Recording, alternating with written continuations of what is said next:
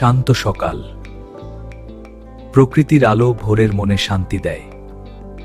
শোভন, মৃদু হাওয়ার ছোঁয়া, এখানে শুধু শান্তি আর প্রশান্তি। বহমান নদী বলে যায় গল্প, প্রকৃতি কখনো থেমে থাকে না। ঝর্ণার শব্দে মন শান্ত হয়, সব দুশ্চিন্তা ধুয়ে যায় জলে। মৃদু বাতাসে প্রকৃতির ছোঁয়া, মন ভরে ওঠে আনন্দে।